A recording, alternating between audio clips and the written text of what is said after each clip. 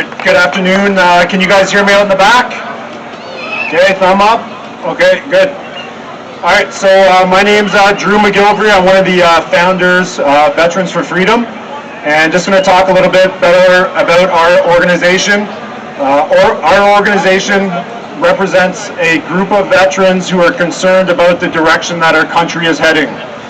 We do not represent all veterans, okay? So I just want to make that clear. Not all veterans think and believe what we believe.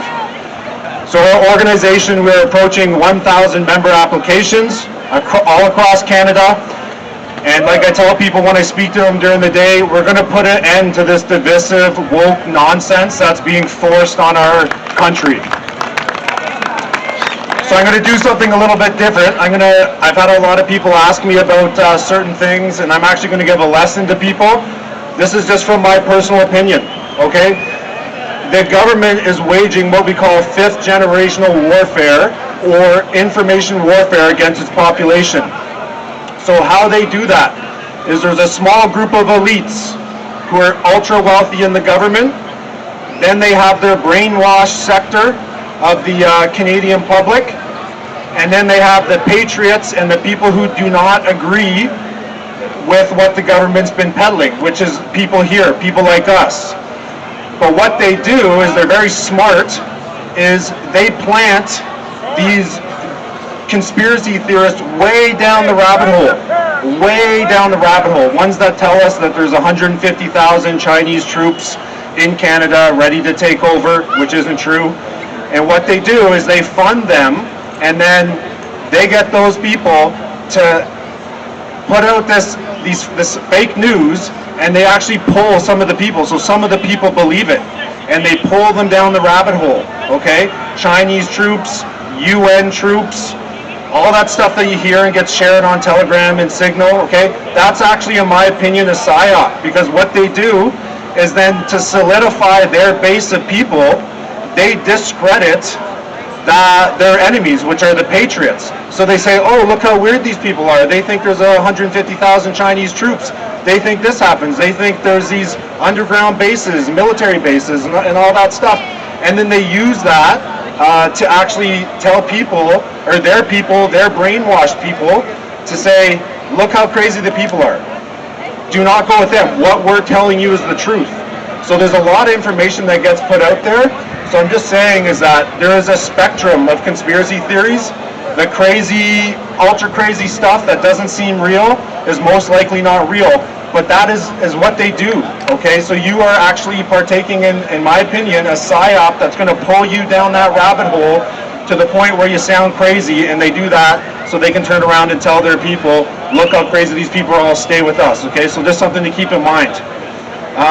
Yeah, so that's it about that lesson. So one of our veterans, his name is Jeremy McKenzie. He does the Raging Dissident podcast.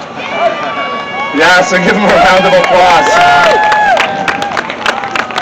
So he's been speaking the truth now for years, okay, and he has become an enemy of the state, and they are trying to ruin his life because he is a threat to their narrative, which they're spinning to keep their woke army in line, right? So someone like that is a threat to their overall narrative and their plan.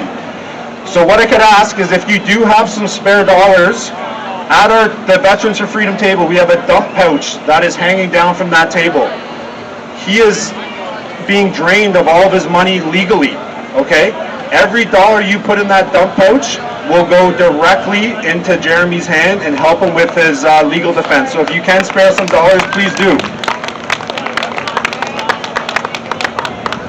Okay, another thing that I get asked about a fair bit is my hat. People think it's an American flag. It's actually not. It's a symbol of a podcast that I listen to that helped guide me as a man and as a veteran.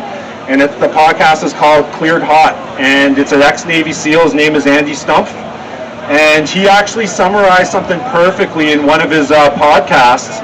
He said there's three circles, okay? There's the circle of control, your circle of influence, and your circle of concern, okay?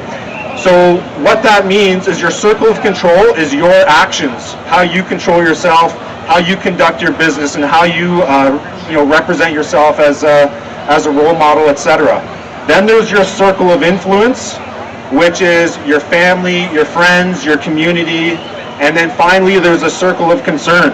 So the circle of concern is that everything else that's happening in the world, all the stuff on Telegram, the World Economic Forum, all this, and he says when people spend too much of their time in the circle of concern, they lose control of their circle of control and their circle of influence. So again, you're having fifth generational warfare waged against you. You get shared 1 million posts every day of stuff that you have no control and no influence over.